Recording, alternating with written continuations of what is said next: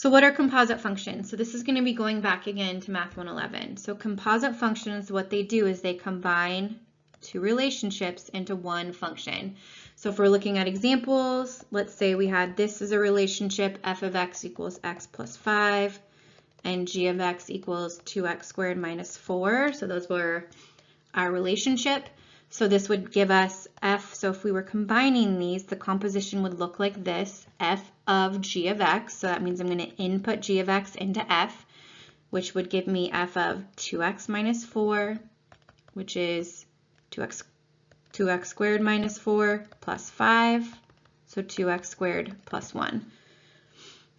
So when you're composing a function in its inverse, or an inverse with a function for all inputs of the corresponding domain, the result is the original output. So in other words, when you compose the original function with its inverse, you get x, and vice versa. And we used this in Math 111 for us to be able to figure out if we actually found the inverse function and to verify. So when we're dealing with compositions of trig functions, same thing happens. So like if you're dealing with sine inverse and you're trying to solve for x, to undo that, take the sine of both sides and you should get stuck with just x. Cosine undoes cosine inverse, so you're left with x. Tan undoes tangent inverse, so you're left with just x, and vice versa. So when you do this, those guys cancel and you're left with just x. Left with x, left with x. Okay, so evaluate the following. The sine inverse of the sine of pi over 3. Okay, so first of all, I want to see, can I just undo these? The only way I can undo these is if I have this domain being exactly what it should be that goes into that sine inverse function. So the sine inverse function can only deal with values that are between negative pi over 2 and pi over 2. Well, pi over 3 is between negative pi over 2 and pi over 2, so I can just cancel those out and say that that's pi over 3. Now, when I look at this one, 2 pi over 3. So 2 pi over 3 is going to put me right here.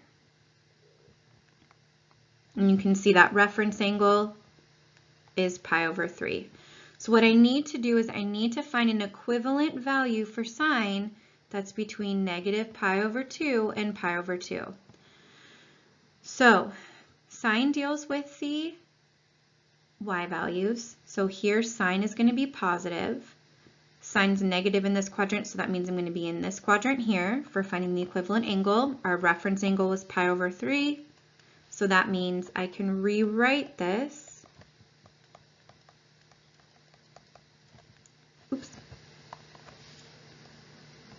I can rewrite this as the sine of pi over 3. So the sine of pi over 3 and the sine of 2 pi over 3 are going to give me the same values. And you can see that here.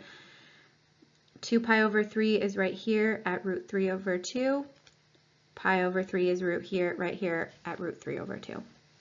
So now that I've written this value as something that I can take the sine inverse of, because again, we have to have that x value being between negative pi over 2 and pi over 2. So now those will just cancel, and I'm left with pi over 3. Okay, for cosine, so remember that the cosine has to be between 0 and pi. This value luckily is between 0 and pi, so those will just undo each other. I don't have to find an equivalent angle, and I'm good to go. Now if I look here, negative pi over 3 is not between 0 and pi. So negative pi over 3 puts me here. So now I have to think about what's an equivalent angle up here that's going to give me the same value for cosine. So cosine deals with the x values, so the x values are going to be positive in this quadrant. So I have to pick which one the x values are positive in, which would be also here. Reference angle is pi over 3, so it ends up being pi over 3. So I can rewrite this using pi over 3. Those cancel, and now I've got pi over 3. And again, you can see it here. So negative pi over 3 would end up putting me to right here, which is negative root 3, or sorry, which is 1/2 for cosine, because cosine deals with the x values. Root 3 over 2 up here is 1/2, or pi over 3. All right, tan inverse of the tangent of pi over 8. So tan has to be between negative pi over 2 and pi over 2, which luckily this is, so those just cancel. Bam. However, this one is not in that range. So let's see if we can find an equivalent angle. So 11 pi over 9. So 9 pi over 9 is going to put me right here. 11 pi over 9 is going to be going 2 pi over 9 over. Okay? So I know I'm using this reference angle. So I'm either going to be at 2 pi over 9 or I'm going to be using negative 2 pi over 9. So I've got to figure out which one that's going to be. So tangent is, we've got a negative divided by a negative, so tangent is positive in this quadrant. So I need to figure out if I'm here or if I'm at negative 2 pi over 9 based on if tangent's positive or negative there. Tangent's negative here, so I can't use that one and we won't get the same output, but it's positive here. So these will both give me the same outputs. So I can rewrite this as the tan inverse of the tan of 2 pi over 9, and then those will cancel, and I'm left with 2 pi over 9. Okay, so let's kind of continue on. So now that we can compose a trig function with its inverse, now we can look at composition of a function and the inverse of another trig function. So if we had to evaluate this right here, so what we've got is the sine inverse of the cosine of 13 pi over 6. So what we can do is figure out what is the cosine of 13 pi over 6. Okay, so 13 pi over 6, let's see, 6 goes into 13 2 times with 1 left over. So this is going to be equivalent to 2 pi plus remainder 1, so 1 pi over 6. So that's going to put me right here at pi over 6.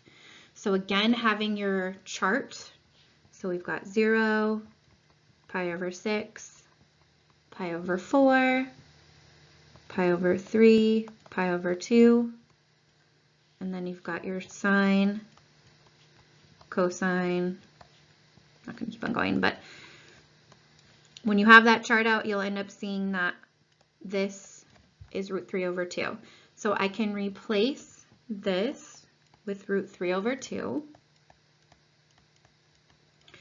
And once I filled this out, we'd have sine of 0 is 0, this guy's 1/2, this is root 2 over 2, and this is root 3 over 2. So now what we're doing is we're finding what angle, when you take the sine of it, gives us root 3 over 2. So here's that output. So what angle gives us that? Pi over 3. Okay, so now if we have to find the sine of the cosine inverse of 4 over 5. So this is where it gets a little bit weird. So, okay, if cosine inverse of 4 over 5, let's just let that equal an angle, because that's basically what I'm wanting to put in here is the sine of an angle. What does that equal? Okay, we'll just draw. So if I take the cosine of both sides, that's legal, because whatever you do to one side, as long as you do it to the other, you're fine. So that will allow me to undo that, and I'm left with 4 over 5 equals the cosine of that angle. So now this is a problem that we can solve going back to what we've learned in previous sections. So remember that sine is always that y over r, and cosine is that x over r. So I'm trying to find the sine of this angle, okay? So I know the cosine of it, so I know my x and I know my r, so I need to find the y, so x squared plus y squared equals 5 squared, so y squared equals 9, so y equals 3.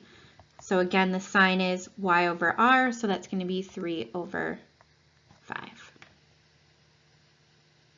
So when it's an actual angle, you can actually figure that out by figuring out the value of the angle, replacing that there, and then finding the sine inverse of it. When you have something like this, you actually have to construct kind of to get it to the point of what we did in earlier sections.